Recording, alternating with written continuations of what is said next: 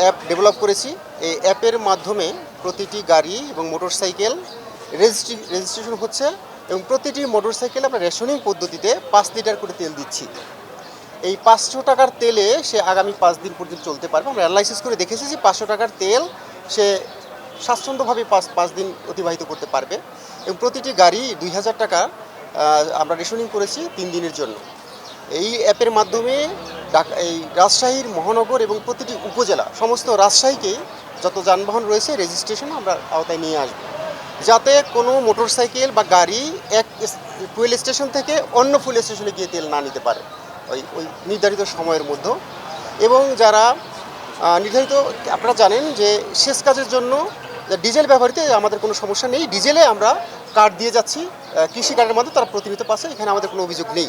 শুধু মোটরসাইকেলগুলো তাদের অভিযোগ রয়েছে দীর্ঘ লাইন, এই লাইন যাতে না থাকে এবং এই স্বচ্ছন্দভাবে নিতে পারে সেজন্য আমাদের অ্যাপটি ডেভেলপ করা। পর্যায়ক্রমে যারা পরিষেবা জরুরি পরিষেবা দেবে তাদের জন্য কার্ড রয়েছে, ফুল কার্ড, এই কার্ড আমরা তাদের দিচ্ছি।